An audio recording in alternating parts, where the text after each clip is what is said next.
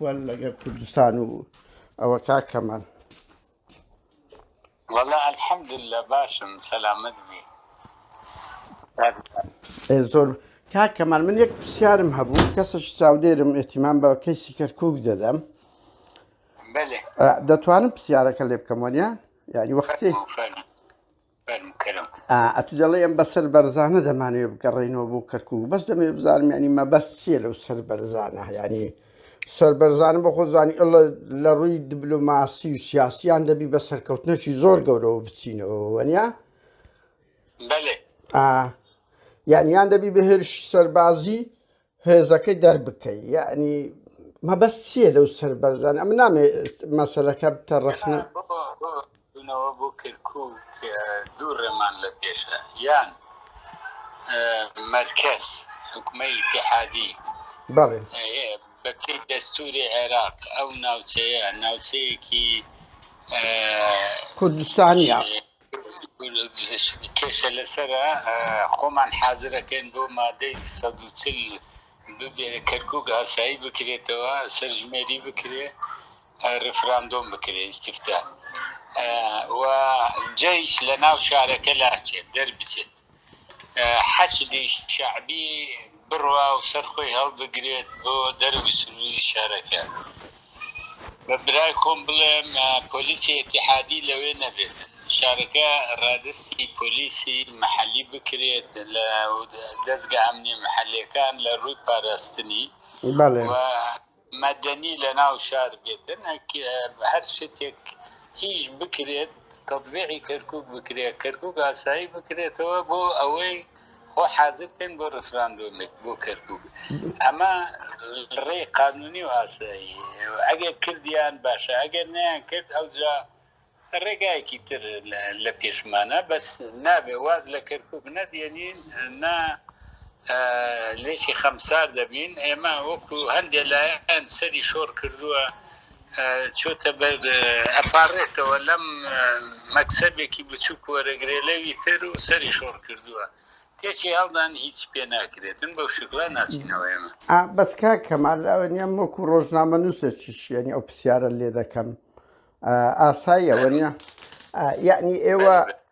لە 2003ەوە پێتان نەکرایەوە وعدوا بوو لە 2007 ئاخر شت کە کورد ئەو دەمی ئەو هەموو هێز و توانایی هەبوو حکوومەتی عێراق ئەو پەڕی لاواز بوو کورد کارتی زۆر بە قووەتی هەبوو هیچتان پێ نەکرا پێت وایە تازە پێتان دەکرێت بەو ئوسلوبەی مادەی 140 ئەزانم بەس ئێمە لە برای خۆت و لە جوابەکە بگرە پرسیارت کرد وەڵام دەدەم بەڵێ ئینسان لە ژیانی ئەبێ هەوڵ بدە نەبیتە جاش وەک هەندێک کاکەمال ئەو وشانە کاکەمال توخوایە قەوس ئاخر بڵاو بکەمەوە ئەو وشانە دوای نەڵێ دوای ئەوە بۆوەت کرد بەڵێ دوو پرسیارەکەی من قساک سەرچاوی من جێ لێ ڕادەگرم بەس ئەوەندێ دوای گلەی نەکەی بڵێ لۆ بڵاوت کردەوە من بڵاوی کردەوە بەڵێ مەمنون بەڵێ فەرموو بەڵێ ئەوە ئینسان حەولەدا حەقێکی ئێمەیە داگیر کراوە کەرکووک احتلال کراوە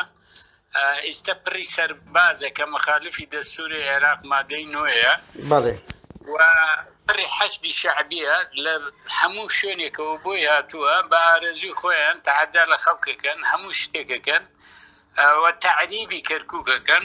ئێستش ڕۆژانە شارەکە تعریب بکرێت لە هەموو شوێنێکی عێراقەوە خەڵکێکی دەهێنێتن دایەنە مەزرێنن پارێزگارێکی نایاسایی نادەستوری سپێنرا و دانراوە بەداخەوە لایەنێکی ناوەیەکێتی نیشتیمانی کوردستان کە ئیتیفاقی ڕەسمیان ئێگە بێت بتەوێ ئیتفاقەکەش بۆ جەناب تەنێرم کە ئیمزا مەمنون دەبم باشە کردووە تا هەڵبژاردننی ئەنجومەنی پارێزگای کەرکووکی داهات و ڕاکان هەم محافظ بێ هەم نایب محافظ بێ ئەم حەقیقەتانە پێویستە هەموو کەسێک بیزانێ من بۆ باسێکم ئەگەر تاوانێک لە شارەکەت بکرێت لە پارچەیەکی کوردستان لایەنێک بیکە هەر لایەنێک بێ بیشاریتەوە ئەوەش تاوانە تو شەریکی تاوانەکەی بەڵێ ڕاستە بەس کاک ئەوە مەسەن یەک دوو جار ئەمە لە میدیا دیتمان یەکێتی هەوڵیدا پارێزگار بگۆڕێ نوێنەرانی ئێوە نەدەچوونە ناو کۆبوونەوەکان لە بۆ گۆڕین یعنی ئەم دەمێ ڕوونکردنەوە بزانین ئەمە لە دوو ڕاین لە پشت تەبم سپاس دەکەم ئەوە حقیقەتەکەت بۆ ئەنێرم یەکەم بەڵێ یەکێتی لە میدیا قسەیەکەکە لە ژێرەوە قسەیەکی ترێت بەڵێ لەلایەکەوە دژی پارێزگار قساکان لەلایەکەوە خۆیان ئەو پارێزگارە ئیمزایان بۆی کردووە دوکومنتەکەمان لایە بە عەرەبیە خاڵی یەکەم بۆ جەناب تێنێرم ئەمە یەک بەڵێ دوو ئەو پارێزگارەی کە ئێمە پێڵێن سەپێنرا و هەر نەمانێش بێتێک هەولێریش دەجا زیاتر بۆ من جوابی نارد خەڵکی نارد بێنە ئێرە بهێنە لامان ڕاکان جبووری بێتە هەولێرێ بوارتان نەداوە بۆ وتمان وەکو عەرەبێک دەیت وەرە بەڵام وەکو پارێزگار ئێمە ئیستقبالت ناکەین تۆ پارێزگار نیت ڕەحمەتی دکتۆر نەجمەدین پارێزگارە ئەو وەختە مابوو تۆ بە زۆر دانراوێ ما اعترافت پێ ناکەین ئەویش نەهات هەر بۆ معلوماتت ئەوان ڕۆژانە تەعاملی لەگەڵەکەن ئەیبان بۆ لای سەر و کۆمار کە بەرهەم ساڵح چەند جار بردیانە حتا هەوڵیان تەسبیتیکەن وەکو پارێزگارێک بمێنێ نەک بە وەکالەت دەبێتە پارێزگارێکی ڕسمی بەڵام هەوڵی ئێمەش لە بەغداوە هەنێک کەس گۆمان لێ ئەگرێتن نەمان هێشتووە ئێستا بە یەک ئیشارەتی پێ بڵێن دەجادێتە ئێرە بەس ئێمە چونکە ئاعترافمان پێ نەکرد ئێستاش ئاعترافی پێ ناکەین ئەوەی کە ئەوترێ ئەنجومەن بۆ لای نەدا ئەنجومەن ئەو وەختە کەرکووک داگیر کرابوو جەیشی تیا بوو حەشتی شەعبی تیا بوو ئێمە ئەمانەویست ئاسایی بکرێتەوە بەڵام ئەو لایەنەی ناویەکێتی سەری شۆڕ کرد و لە بنەوە ئێتفاقی ڕسمی نووسراویان لەگەڵیان هەبوو لەبانەوە ئەیانەویست ئێمەش وەک خۆیان چووک و ڕسوا بکەن لەبەرەوە ئێمە نەچوینەوە کەرکووک بەس پارێزگاریش نابێ یەکێتی بێتن ینی بەنسبەت یەکێتی ئێمە خەلاص چونکە وەختێک بێلایەن بوو پارێزگاری کەرکووک هەردوو لامان لەسەری متفق بووین دوایی بووە مەکتەب سیاسی یەکێتی کە دکتۆر نەجمەدینی خوا لێ خۆش بوو ئەوە هی یەکێتی بوو خۆیان ئەوەیان کرد لە خیانەت 16 ئۆکتۆبەر ئەو کەسێکی نیشتیمان پەروەر بوو قبوڵی نەکرد لەگەڵیان بمێنێتن ئێستا جارێکی تر بیرەی دەست یەکێتی ئێستا ڕۆژانە کەرکووک تعریبەکەن بە ئیمزای کاکە ڕەشسەدێق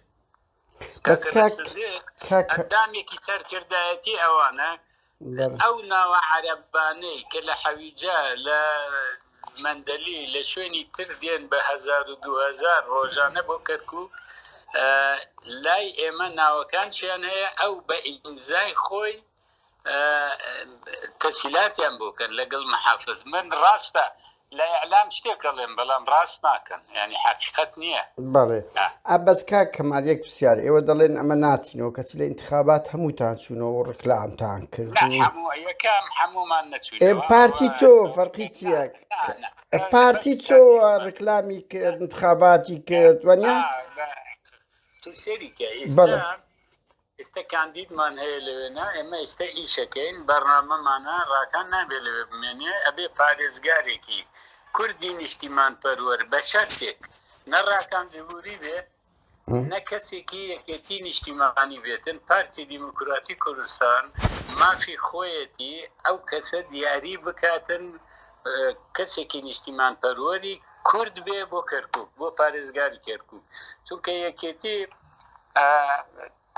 لە ناو یەکێتی من ناڵم گشتێکی یەکێتیش خەڵکی پاکی تایە شۆڕگەڕی تایە قوربانی داوە ئەوە لەجێ خۆی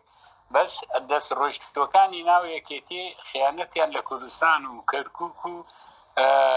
قەزەی کورد کرد زیاتر لە نیوەی کوردستان ئەوان بوونە سەبەب ڕادستی حەشد و پازدار و پۆلیسی اتحادیە عێراق بکرێن دووس جینۆساید کرا ئەمانە ئەبێ خەڵک لە بیری بێ نابێت لە بیری بچێتەوە من خۆم یەکێک لەوانە بوومە وەختە لە ڕۆژاوای کەرکووک بووین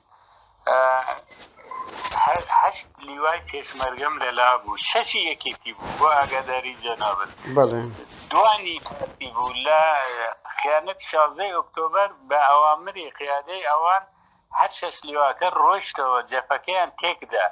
ئەچوویتە ناو شار ئەبووە شەڕی پارتیوەکێت لەو منطقە فراوانە شەڕتە کرد منطقەیەکی لە باتەوە بۆکانی دوومەڵان بۆ ناوشوان و بەرفراوانە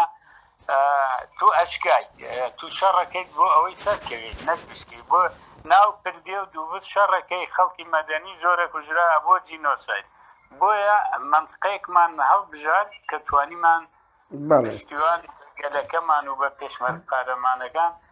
سەرکەوتن بەدەست بێنن هەر بۆ معلومات یەک پێشمەرگە یەکێتی لەگەڵمان نەبوو لەو شەڕە ئەی کەسیان شەید نەبوون لە شەڕ و شت نازانم وەختی خۆی کۆمەڵک ناو وێنە ئەوە بووکە هەندێک لە بیدایەت هەندێک لە پێشمەرگەکانی کە ئاگایان لێ نەبوو کە ئاگادار نەکرابوونەوە لیوا مشتەرەکەکان بوو ژمارەیەک شەید بوو ڕاستە بەڵام ئەوان ئەمریاندا بوو قیادەی بەڵێ بەڵێ بەڵێ کاک کەمال سپاس دەکەم لەوەی بەس پرسیارێشکە بکە کاک کەمال پرسیارەشکە ینی ئەسا تو هۆردوو لاتان وا پیشان دەدەن کە زۆر لە خەمی کەرکووکدان بەس لە ئەزمموی 2023 لە بۆ 2017 خەڵک ینی نەفرەت بارانتان دەکا خەڵگە سە تەلەڤزیۆنی نەیەک و دوو سێ نەجارەک و دوو ئەڵێ خۆزگەم بە حەشت نەک بە پارتی وێشێتی باشە بەڕاستی ینی ئەوە تەفسیرتان چییە چ نموزە دوو حکوومەتان هەبوو دوو ئیدارەتان هەبوو خەڵک ئایوانیا ینی خەڵکی کوردە کورد لە ڕەحیماوە ئەڵێ خۆزگەم بە حەشت ئەوە خەڵک دەستە ناو سلێمانی ئەڵێ بەنزین لێ بە 450 لە هەولێر و سلێمانی بۆندێ ینی چه ئەزمونونەکتان پیشاندایاتە بێن داوای مەسەن حقوقی کورد بکەن کە کوردە لێتان ناڕازیە نەک تورکمان و عەرەبەکان ینی باو ڕەخنانەتان لێ بژیرەوە بۆوانی فەرموومە خۆ زۆرتە تو وەڵ ئەوە کرد ئەمنیش ئەو پرسیارەی خەڵکە پێت دەڵێم بەڵێ هەر کەسێک بڵێ خۆزگەم بەوەی حەشت لەوەیە ئەوە خائینی ڕوڕەشی کورد و کوردستان بەڵێ چونکە ئەو کە لە ئیمڕۆ لە ناو کەرکووکە داگیر کراوە ئەو نەیارانەی کە ئەسڵەن خۆشی بە ناوی کوردیش نایەتن حەشت لە کەرکووکی داگیر کردووە کێ بووە ڕاستە ئەوە بارە ڕوڕەشە لە پێش تاریخ و لە پێش مێژوو لە پێش ئەو متهین لەوەی حەشت داگیرکەرە کاک کەمالیانی ئەمن پێویست ناکە کەرکووک کوردستانیە بەڵام باس سوالەکانی ترەکەیتن مەسەلەن باسی ئەوەکەیت بۆ وەزع خراپ بە وەزع یەکەم عێراق لێ بەرپرسە لەگەڵ عێراق تاخمی خیانەتکاری 16 ئۆکتۆبەری ناویەکێتی نیشتیمانی لێ بەرپرسە ئەو وەختەش لە 2023ەوە کە ئەو ئەزمونە لێ بوو ئەوان دەست باڵا بوون لە کەرکووک ئەدی ئەنگۆ هیچ دەورتان نەبوو کاک کەمال لەوێ هەبوو بەڵام ئیدارەکان لە دەسەوان بوو ئەکسەریەتی هەر بۆ معلوماتی جەنابەت ئێستا بۆ ئێماڵێن پارێزگار ئەم جارە نابێ یەکێتی بێ بۆ ئەوەی نیشانی گەلی کوردستان و خەڵکی کەرکووک و خەڵکی دنیا و پێکاتەکانی تری بدەین کە پارتی دیموکراتی کوردستان خزمەتی شاری کەرکووک و خەڵکی کەرکووکە کات بە ئامانەت بە پاکی بە دڵسۆزی با 4 ساڵ ئەو دەورەی هەبێ بزانی چۆنە بەس کاک کەمال توخایەک پرسیار لێرە دروست دەبی ئەی باش ئەنگۆش ئەزمموی مووسڵ و منتیقەی مەخمور و ئەوانەتان هەیە ینی چ نموزەزەکی باشترتان نەیەچێتی پیشاندایە هەردوولاتان یعنی لە مووسڵ چستان لۆ کورد کرد ئەسڵان کوردە هەندە دەربەدەر بوو وایە نا ئەنگۆش مووسڵ زۆرتان لەبەردەستیدا هەیە ینی چه ئەزمموونەکتان بۆ مادەی 140 لەژێر دەسەڵاتی خۆتان کرد یەکەم ناوچەکانی دەرەوە ئیدارەی هەرێمی کوردستان لە خانەقین و مەندەلی و دووز و کەرکووک و مەخمۆر و تاشنگال لەسەر وەزعی تەبیعی خۆی نییە کورد تێی مسەیتر نییە ئەمە دوای خیانەتی 16 ئۆکتۆبەر زۆرینەی ئەو شوێنانە کەوتە دەست حەشدی تاوانکار حەشدی من هەم بە 14 ساڵ پێشتر لە دەست ئێوە و یەکێتی بوو کاک کەمال 14 ساڵ پێشتر بەڵێ 14 ساڵ پێشتر لە 2003 لە بۆ 17 لەبەردەستی ئێوە بووە لە 2014 لە 17 هەمووی لەبەردەستی ئێوە بوو ئەو منتیقانە برای من ئەو وەختە فەرقی هەبوو تا حەدێکی زۆر فەرقی هەبوو لەگەڵ ئێستا ئەو وەختەی کە پارتی و یەکێتیە سەرە ڕای گشت کەم و کورتیەکانیان بەڵام وەکو شارێکی کوردستانی ناوچەیەکی کوردستانی دیار بوون یعنی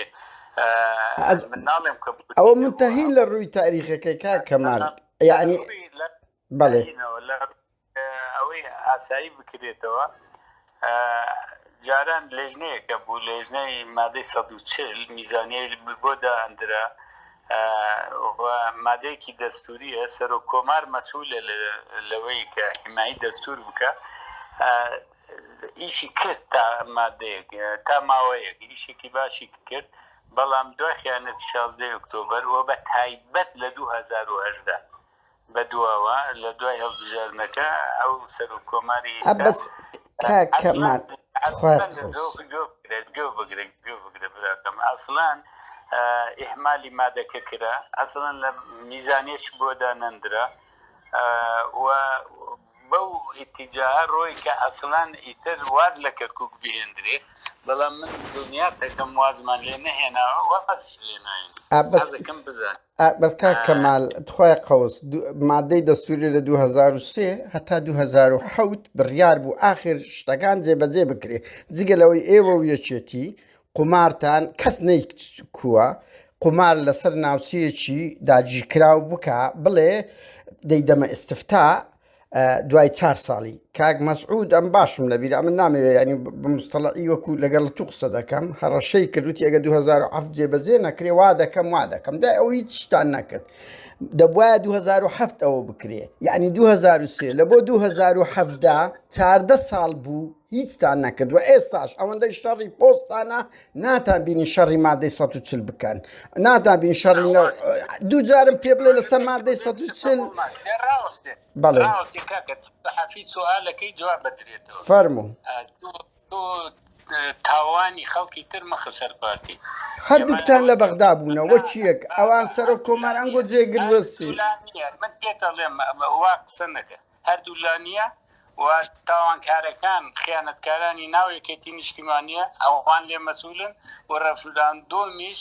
سەروەری گەلی کوردستانە و تاپۆیەکی کوردستانە و زۆریش پێشانە سەربەرز و شانازی پێواکەن ڕۆژشی دێ جێبەجێ ببێتن ئەگەر ئەو وەختە ڕفراندۆم نەکرا بواە ئێستا و لەم زروفە و لە داهاتوش احتیمال و زۆر زەحمەت پێ بکرێ بەڵام ڕفراندۆمێکی پاکرا کەوتنی بەدەستێنە و لایەنێک لەگەڵ لایەنێکی ئەقلیمی تەعاونە کاتن موامەرەت لێ کاتوش لە محیتێکی هەر چوار دەورەت دراوە باوانەی کە کەفیان بە ناوی گەلی کورد و مافی کورد نایە بەس کاک کەمال ئێوە بەردەوام جێگیری سەرۆک وەزیران و وەزیری دەرەوەتان هەبووە کۆمەڵێک بەرپرسی سەربازیتان هەبوو دایم و سەعات بیسی پەرلەمانتارتان هەبووە دەتوانی پێم بڵێیت چتان لە بۆ ئەو ناوچانە کردی مەسەلا سەت و بەرپرسەکی پارتی دەبەردەستمان بۆیەوە پرسیارە لێکەین ئەگەنا من لەگەڵت دامێچێتیش بە هەماشەوە لە تاالبانیەوە وەرەوە دوێ لە فواد مەحسوومەوە بگرێ لە بەرهەم ساڵحەوە هیچیان لە بۆ کەرکووک نەکردیە لە بۆ ئەو ناوچە داگیر کراوانە ینی کە خاچی کوردستان ئەمە ناڵژێن مادەی 140 ئەوانە هیچ میلەتێک وەکو ئێوە نەهاتووە قمار لەسەر خاچی خۆی بکاتن ئەوەی ئێوە و یەکێتی کردان ئەوە لەو مێژوو لێ دەگەڕێن کە من نامەوێت لێرە ینی هیچ وەکو ڕۆژنامە سەکوێز پێ بەس ناکۆ مادەی 140 خراپتر بوو بە قوربان ڕفراندۆم من قسە لەسەر ڕفراندۆم ناکەم لەگەرە من قسە لەسەر کەرکووکە بۆیە نامەوێت پەرمۆسە ڕفراندۆ بەس کەس بووە لەسەر خاچی خۆی بداتە ئستفتا تۆ نەتەوەیە کردی چییە بێ من لەگەڵتە مابوو نەکراوە ڕاستم یعنی قەزمان ئەوە لەوەیە کاک کەمال ئابوو نەکرایە بەس مادام کرا ئەبوو جێبەجێ بکرێ ئەو بەڕێزانشی کە لەو دانیشتنە بوون و قەراریاندا و ئەو بابەتە بکرێت دڵنیا بوون لەوەی کە زۆرینەی خەڵکی ئەو ناوچانە بە دڵ و بە مێشک و بەگیان لەگەڵ کوردستانن لەبەر ئەوە لەو ئەتمینانەوە بەڵام ئەو بەس دەبا لە 2010 کاک کەمال بڕیارەکەوا بوو 2010 وازە مانجی حەوت بوو کۆتایی پێبێ هەموو پرۆسەکان جێبەجێ بکرێ یعنی هەمووتان کەتینە بەس 2 پۆست و پارە نەماندید ڕۆژێک لەو بەغدایە وەڵای ئێمە پارەیە پۆستی بەغدامان لە لای وەک سۆتکە جگەرێک لە گەرمەی ڕیفراندۆمیش ئێوە نەکشانەوە کاک کەمال ئەنگۆ بەردەوام حسەی ئەسەد لە بەغدا وەردەگرن ئاخر چۆن بە مندەڵی سۆتەکە جغارەیە ئێستا شەرتان لەسەر سەر و کۆمارە بەڵێ دەرمان لەسەر سەر و کۆمار نییە ئەوت بۆ باسەکەم لە پێش ڕفراندۆم لە دوای ڕفراندۆمەوە ئەو لە 2014ەوە یعنی لە 2014ەوە عێراق میزانی هەرێمی کوردستانی وە پێشەوەی نەوت بفرۆشی ئەنی هەندێک کەس هەیە ئێستا باسەکە نەڵێ نەوتمان نەفرۆشتای میزان نەباوە هێشتا نەوتن نەخست بۆ دەرەوە بفرۆشرێ ئەوان میزانەکەیان بڕی بوو پلانی ئەوان تو لەگەڵ ئەفکارێکی شۆڤینی تەعاملەکەی ئەوێ تو نەبیت تۆش لە محیتێکی هەر چوار دەورەت دراوە ئەبێتن بە شێوازێک هەم خۆت ڕاگری هەم باشتر کار بکەیتن هەوڵ بدەی خۆت دروستکەیتەوە لە ناو خۆتیش خەڵکێک هەیە تێکەڵە لایەنی تر من ناڵێمە پارتی قیادەی پارتی هەمووی من سەرجمن هەموو لەگەڵ ئەوان کوردستان ئەبێتن سەرکەوتن بەدەستمێنێت و خاکەکەشی بێ بگەڕێتەوە بە کەرکووکی دڵی کوردستانەوە بەس کاک کەمال توخوای قەوس بەڵێ بەڵێ ئێستا برادێکی یەکێتی سەر و کۆمارە لەوەتی هەیە سەر و کۆمار لە یەکێتی تاکویستە دەرکەوت ئەو مادە دەستوریانە کە زیاتر لە 55 مادەی دەستوری لە ناو دەستوری عێراق کە پەیوەندە بە مافی گەلی کوردستان و خەک کوردستان جێبەجێ نەکراوە نەکرد تەنها مادەی 145 مادە بۆیە دواییش جاران لە ناو لایەنە کوردستانیەکان کاندیدێک دەستنیشانە کرا حتا خوا لێ خۆشببوو مامجەلا لەبوو هەموو متفق بوون کە ئەو بێتن بەس دوای ئەو کە فواد مەحسووم و دکتۆر بەرهەم هاتن ئەوش خرایە دەنگدان فواد مەحسووم زۆرینەی دەنگی لایەنە کوردیەکانی هێنا بۆ سەر و کۆمار درایە بەغدا پەرلەمانی عێراق بوو لە 2018 یەکێتی ئەو بابەتەی شکان لە بنەوە لەگەڵ لایەنەکانی شیعی سەر بە کۆماری ئیسلامی ئێران ئیتفاقیان کرد کە لە ناو لایەنە کوردیەکان نەدرێتە دەنگدان ڕاستەوخۆ بیدەنە پەرلەمانی عێراق و عەرەبەکان زۆرینەی دەنگیان پێدا هێنان ئێمە بۆ گوت لێ بێتن لە زۆر ئەڵێن ئەوەیە ئەڵێن گوت لێمە بەڵێ بەڵێ گوێمێتە بەڵێ پۆستی دەرۆ کۆمار اتفاقی استراتیجی بین پارتی یەکێتی هەیە این ئەوەیە این یەکێتی شتیوان نییە اتفاقی استراتیجی نەبووە سەر و کۆمار بۆ یەکێتی بێ و سەرۆکی هەرێم بۆ پارتی بێ حەزەکەم ئەوە بە ئەمانەتەوە بیزانێ ئەو اتفاقی استراتیجی کە کرا اتفاق کرا سەر و کۆماری عێراق و سەرۆکی هەرێمی کوردستان بۆ یەکێک لەو دوو بەڕێزە کامەیان ڕێک بکەون کامەی کوی پێ خۆش بوو دامدرێ خوا لێ خۆش بوو مامجەلال و ڕێزا کاک مەسعود ئەو کاک مەسعود هەرێمی کوردستانی هەڵبژار مامجەلالی سەرۆکی کۆماری عێراقی هەڵبژار نییە بڵێ ئەمە بۆ یەکێتی ئەمە بۆ پارتی ئەمە یەک دوو اتفاقەکە ئەوەی نووسراوە و هەیە ئەوە بوو کە هەردوو لا بە یەک لیست بەشداری هەڵبژاردننی بەغدا بکەن و بەشداری هەڵبژاردننی هەرێمی کوردستان بکەن و بابەتەکان لە بینی هەردوو لا وەکو یەک دابەش بکەن لە 2014 یەکێتی پاشگەز بووە ئەوان بە یەک لیستێک دابەزین و زۆر حەوڵماندا لەگەڵیان ئەمە اتفاقمانەیە وتیان ئێمە بە یەک لیست دابەزین و چەند دەنگی هەر لایەک چەند دەنگی هێنا بەقەدەر دەنگەکانی لە حکوومەتی هەرێمی کوردستان بەشدارە بێ ئەوەش ئەوان شکاندیان نەکێ هەر بۆ معلوماتن ئێستا کە پاداگرین با سەر و کۆمار بزان بە هەڵبژاردن هین کام لا بێتن بۆ ئەوەیە سەر و کۆمار ئەو مادە دەستوریانەی کە پەیوەندی هەیە بە گەلی کوردستانەوە ئەبێت بخاتە ئیشکردن نابێت هەر بیخەوێنێ و بیمرێنێ بەس کەمال تخۆیەک پرسیاری کۆتایی بەڵێ یعنی ئێوە لە هەولێر و سلێمانی ئەوە دیتمان دوێنێ خەڵک لە هەڵەبجە دەرێ ئەم عەفو ئامی سەدامەکەم کە دوو برامی چمیان باران کردی خەڵکی گەرمیان هەروە ئێوە لە کوردستان لە هەولێر و سلێمانی نەک لە کەرکووک لەو 14 ساڵە باواز لەوەش بێنین لە هەولێر و سلێمانی وا خەڵک ئەڵێ خۆزگەم بە سەدامەکی فاشی کە ئەنفال و چیمیایی کوردی کردیە نەک یەک و دوو سێوە بڵێ گەیشتە ئاستاک یعنی هەموو خەڵک تەمەنا بە گەڕانەوەی ئەو ڕژێمە فاشیە دەکا ئەوەندە لێتان بێزار و بێ ئەوەیە هەموو ژن منداڵ ئەوە ئێوە ئەزمونتان لە هەولێر و سلێمانی فەشەلی هینایەتەوە چۆن دەتانوێت ئەو ئەزمونە ببەنەوە کەرکوچێ بەنگۆ بۆ یەکێتی ئەلەو نوقتەیە چکو خاڵی هاو بەشن بەڵێ یعنی ئەنگۆ لە کەرکوچی 14 ساڵ هەر خەڵک ڕەخنەتان لێدەگری ببوورە با پرسیارەکەم تەواوکەم کە بەڵێ فەرموو ئەوەی خۆزگاکە بۆ کیمیاباران منتەهین لەوەی وەکو قسە بەڵێ ئەوە دەسە یەک و دوو سێ نییە کاک کەمال بە قوربانەوە دەبێ مراجعە بکەن بەڵێ جواب دەدەمە ڕاستێ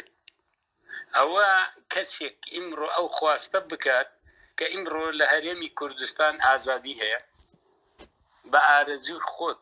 لە ناو ئەمنیەتێکی باشی ڕاستە ئەوە بینیت پێش چەند ڕۆژێک بە ساڕۆخ لە ناو هەولێریاندا بە بەهانەی بێبنەما بۆ ئەوەی ئەم ئێستقرارە تێک بدەن چونکە حەسوودی پێهەبن خەڵکێکیش اینجا هەیە لە نەزانینەوە ئەکەوێتە ڕێگا بەڵام دەستێکی مەخفی زۆر بەقەوت هەیە بۆ ئەوەی ئەو دیعایانە بکە کێ ئەوە تەمەنای ئەوە کاتن ئەنفال بکرێ و کیمیاباران بکرێت بەرامبەر حاڵەتێکی کە ئەژێت کە ڕەنگە هەندێک وەزعی اقتصادیت خراپ بوو بێتن ئەویش عێراق مەسئولە چونکە میزانەکەتی بڕیوە چونکە عەرقەڵەت بۆ ئەکا چونکە سنوورەکانی دەورت کێشت بۆ ئەکەن بە ساڕوخ لێتەدەن بۆ ئەوەی تو نەمێنی ئەمە بەرهەمی هین کەسێک کەوت و کەس نییە هی گشت گەلی کوردستانە اینجا خەڵکێک ئەجوولێننەوە بۆ ئەوەی عاتیفەی بجوولێنن بۆ ئەوەی کە دژی ئەم هەرێمە قسە بکەن و لە ناو خەڵکەکە ڕەشی بکەن حتاکو حەشد و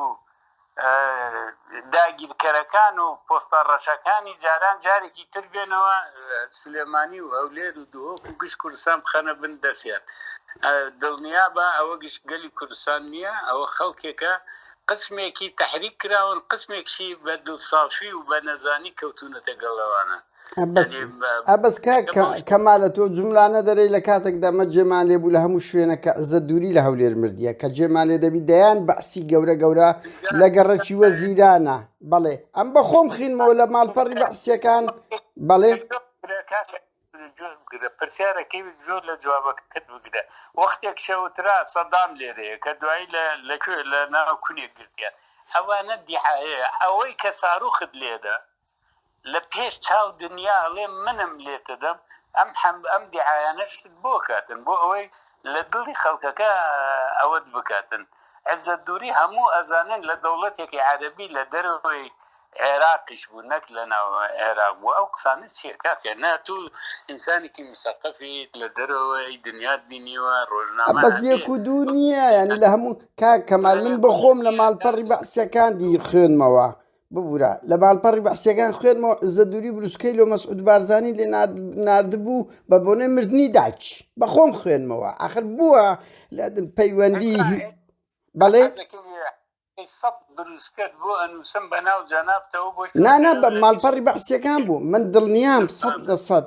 کاک کەمال دوایین پرسیار لێ بکەم با کاتت نەگرم زیاتر کە من سوپاس دەکەم ئەو گفتوگۆ ئەوەمان کرد من ژۆک و ڕۆژنامە نووسەگۆم کرد تخوا زۆر جار ئێمە باز دەکرێت دەستت ئەوە لە کوێ بریندار بووی دەست بریندار بوو لە چیاوە لات و لە کوێ دەست بریندار بوو لە کام شەڕ زۆر دەپرسێر و بەڵێ سێ جاتایستە بریندار بووم هەر بۆ معلوماتت لە 26 دوانزە لە شارستێن بریندار بووم ئەوە لە دەسم لە نەغەدە بریندار بوو لە چ شەڕێک لە شەڕ بریندار نەبوو لە کە ئێمە ناوبژیمانە کرد ناوبژیمان لە بینی دیموکرات و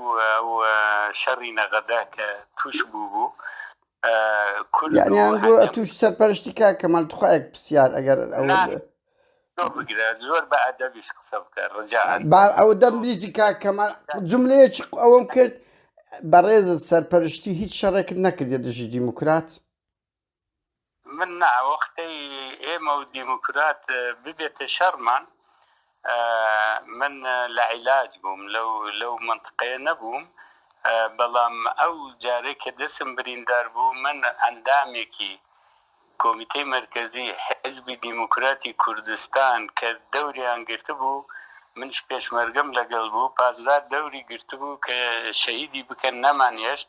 چۆن جاش حەبس بوو لە قەسر نایە بووینە لە حەبسی تورکیا بووینە لە حەبسی سووریا بووینە لە حەبسی ئێران بووینە هەمووشی لەسەر کوردایەتی ئەمە پێشمەرگ ببوورە کاک کەمال ئەگەر ئەوم لۆ دووبارە بکەیەوە تەلەفۆنە کات ئەو دەقەی ئەوە کرد تۆ گوتت لە سێ شەڕ بریندار بوویمە دوای ئەو گلەیم لێ نەکەی تەلەفۆن هات دەنگەکەی بڕان تۆ گوتت لە سێ شەڕ بریندار بوومە ئەگەر لۆمان دووبارە بکەیەوە ئەگەر لات ئەرگ نەبی ئەگەر ناگلەی نەکەی بڕا دەنگەکەت بەڵێ شارستێن بەڵێ لە 1976 لەگەڵ سوپای عێراق باشە ئەوە یەک بەڵێ هەروە نەغەدە کە ئێمە بەڵێ جێم لێتە کاک کەمال ببوورە هەیەک بووین کە ناوبژیوانمانە کرد لەگەر ئەوەی دیموکرات و پارت جمهوری ئیسلامی ئێران ڕژێمی داژیکەری ئێران بەڵێ بەڵێ ئەو وەختە یعنی لە شەڕ لەگە دیموکرات بریندار نەبووی ئەوە دعایەکەن ئەسڵان کەریمی سەرڕاجەدین دەوری گیرا بوو کە گەیشتینە لای دایان گرتبوو شەهیدی بکەن ئێمە وەتمان لەگەڵ بوو لێیان مانسن سیارەکەی خۆی ڕۆی خۆی بەتەنهاما من بە سیارەکەی خۆم سوارم کرد بردم گەیانمە نیزیک مەهاباد لەوێ جەماعەتی دیموکراتە بوون وتی من ئەلێرە دابەزم هەوڵشی داوتی توشمە ڕۆوەرە لامان وتم نا ئێمە بۆ گفتوگۆەکەین بۆەوەی کۆتایی بەو شەڕە بێنین شەڕی ئازەری و کورد بوو لە نەغەدە ئەوە بوو لە گەڕانەوە لە محەممەدیار ئەو چەکدارەکانی ئەو وەختە پازدار نەبوو ملیشیا بوو هەر کەسێ چەکی پێبوو ئێمە دوان لەگەڵم شەهید بوون منیش بریندار بوو بەڵێ کاک کەمال دوایین پرسیاری کە کۆشتەی مێژویم بەخۆم دەرچی بەشی مێژوشم من دکۆمنتم خینتەوە لەسەر کارەساتی هەکاری کە بەداخەوە ئەو شەڕانە هەمووتان هەر یەکەتان بە بەشێک بەشدار بوونە لە هەموو حزبەکان وەنیا شوعی سۆسیالیست یەکێتی ئەنگۆ من ناڵێم لێرە بەس لە کارەساتی هەکاری ئەم دکۆمنتم دیتێت جەنابەت ئیمزات گول لە بارانکردنی ئەو بەرپرسانە یەکێتیت کردیە من هەر بەس بۆ تاریخ پێت دەڵێم هەست بە چ دەکەی ئێستاکە کە ئەو دەمی بەبێ دادگایی یعنی شتێکی خراپ بووە من دڵنیام ئێستا توش ڕەنگی بڵێ وڵی شەڕی ناوەخۆ خراپ بوو ئەوەش کە بەشێک بوو بەس لەو تاوانە گەورەی کە مەسەر 700 کەس کوژرا جەنابەت ئیمزات کرد لەسەر گول لە بارانکردنی ئەو چار پێنج سەرکردەی حسک و یەکێتی قسەت چییە لۆ تاریخ من دەرچوی تاریخم باڵێ یەکەم ئێمە لە بادینان ئەو قۆتەی هات کە دوکۆمنتمان لەبەردەسە بە ئیمزای سەرکردەکانی من خۆم تاریخی ئەوم نووسیوەتەوە هێشتا بڵاوم نەکردوێتەوە ئیکەمە کتێبێک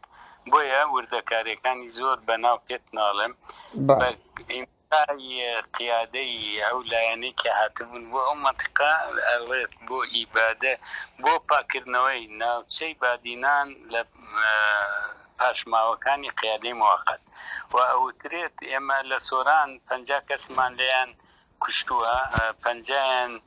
بۆ ئێران ڕایان کردووە، قسمێکیان بۆ عێراق ڕۆیشتونە، منطقەی سۆرانمان لێیان تەسفیە کردووە. ئێستا ئێمە لەگەڵ عێراق ڕێک کەوتوونە کە قیادەی موقت لە بادینان تەواو بکەین کە تەواویان لە حکمی ذاتی کە وەختە هاشم عەقراویەوان بوون لەو حکوم ذاتیە بەشدارە بین. ئەوە یەکێک. دوو، ئێمە نەچوینەتە سەریان بۆ ئەو منطقەی تەوازیدی ئەوان هەبوونە، ئەوان لە سەدان کیلۆمەتریان بڕیوە بە تەنسیق لەگەڵ حکوومەتی تورکی ئەو وەختە کە ڕێگەیان پێ بدەن بەناو تورکیەوە بێن لە ئێمە بدەن. من ئەم مختصرت بۆ باسەکەم بۆیە شەڕیش ببێ هیچ کەسێک کە ئامادە نییە منطقەکەی خۆی تەسلیمی لایەنێکی تر بکە کە هاتووە لە ناوت ببە و دوکۆمنتی شەبێتن و بەبێ محکەمەش کەس نەکوژراوە، 720 کەسیش نەکوژراوە بۆ معلوماتت. محکەمەش بۆ هەمویان دانراوە، حاکم هەبووە. بەس بۆ دیل شەید بکرێت کە کەمال، یعنی ئەنگۆ لە شاخ بوون لە شاخ بوون بەڵێ یەکی زۆر کورد شەهید بوو لە هەردوو لە خەڵکێکی زۆر لە هەردوو لە شەهید بوو. ئەوان سەبەب بوون، ئەوان خەڵکیان هێنا هێرشیان کردە سەر تۆ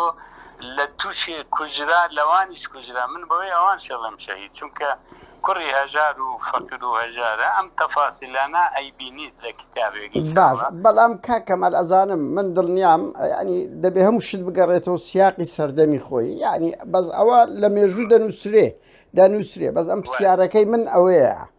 یعنی ئێوە لە شاخ بوون گوایە خەباتان زدی مەسەلەن سیستەمەکی دیکتاتۆری کردێ لە بۆ دیموکراتی، بەڵام بووە یەکێک خۆی دیل تەسلیم کە ئەنگ و گول لە بارانی بکەن و هەندێکگەڵێن بە RPG لێتان داون، یعنی ئەو چ نموزەزەکی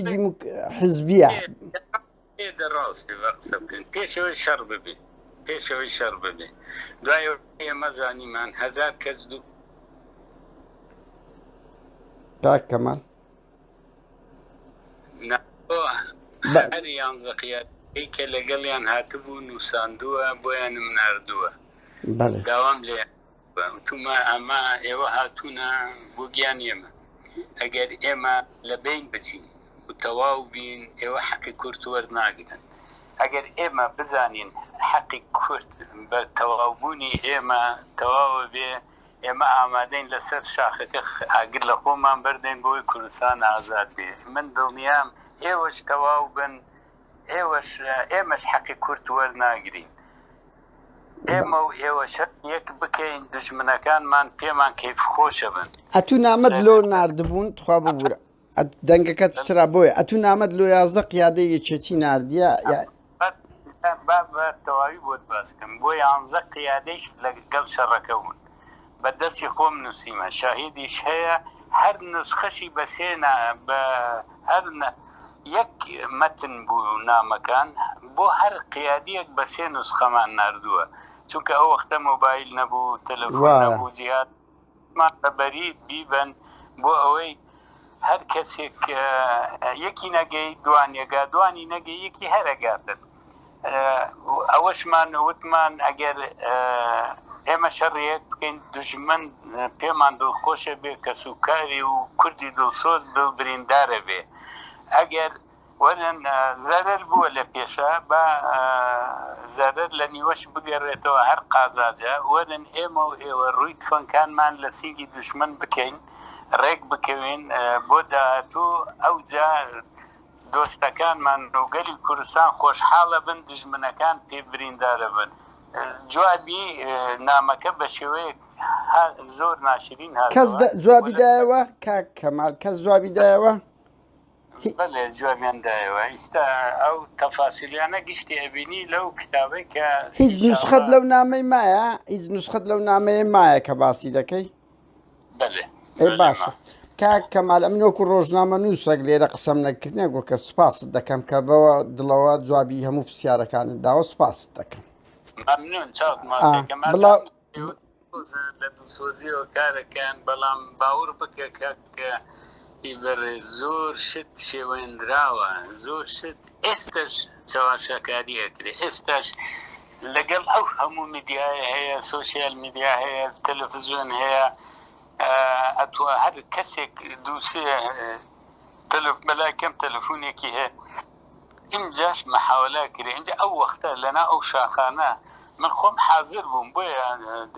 دڵم بریندارە بۆ ئەوەی مناڵێکی کورد لە هەر لایەک بێ خاوەن هەر بیر و باوەڕێ بێ بریندار بێیان بخرێتە زندانێکی نەیارانەوە یان شتێکی بەسەر بێ بەس کاک کەمال وەڵای ئەو قسە دێنێتن یعنی ئێستا ئێوەش کاکە دەیان و سەدان کەستان تیرۆر کرد لە دوای حکومڕانێتی هەرێم لە هەموو کوردستان ئەوە هەموو ڕێکخراوە نێودەوە ئێمە کەس ترۆر ناکەین خۆ چۆن کاک کەمال یەک کەس تخوایە قەوس ناوی یەک کەسم پێ بڵێ لەوانەی کە تیرۆر کرا ناوی ڕەوف کاملت پێ دەرێم ئەوە تو دەیناسی باشە لە نۆتوسێوە تیرۆر کرای کا بۆ کوژەکانی بێت لەگەڵ بچن بەدوەدەچون ئێخنا ئەنگۆ حاکمیە تو مەکتەب سیاسی پارتی ئەوە ئێستا کە هەموو دنیا ئیستا ئیدارەیەک هەیە من ڕەوف برادرم بوو بە قەدر هەردوو چاوم خۆشمەویست قسەی صادق بوو لەسەر حەق بوو ئەوە ئیدانەی کوشتنەکەشیم کرد منیش نازام کێ کوژێ بەس 24 ساڵ ئەنگۆ حاکمی شارن یعنی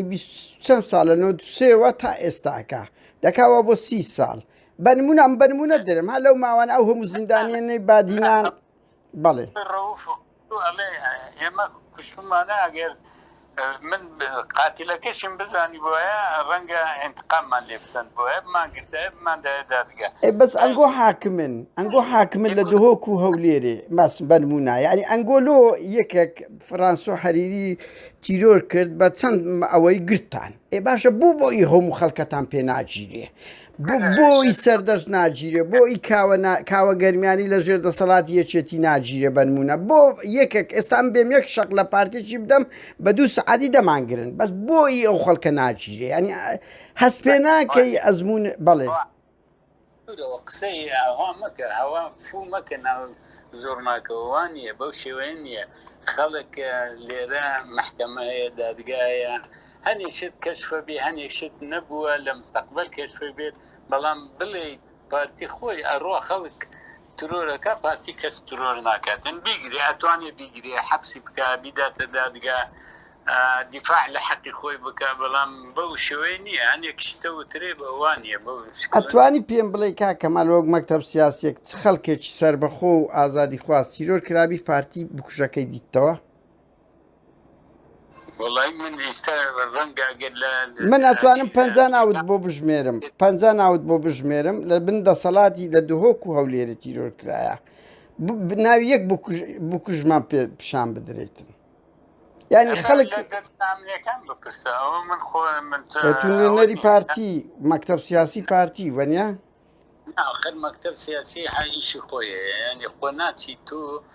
بزانیت کێ گرتراوە کێ حەبسە ئەمە ئیشی مەکتەب سیاسی نیە ئیشی وەزیری ناوخۆیی دادگایە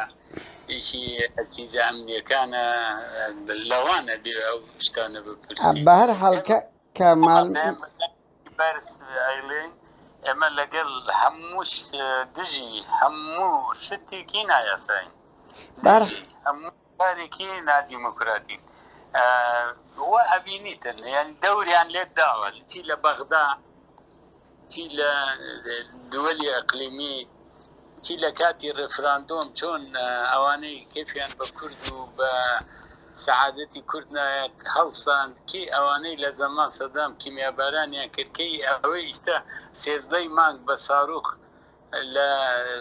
مەزرعەیەکی برادێکیاندا لە بەس کا کەمال پێشووتریش زۆر زار تورکیا ئەوە لە کوردستانیدا قەت ڕۆژێک لە ڕۆژان قسەتان نەکردووە لە خەڵکی مەدەنی درراوە بەڵێ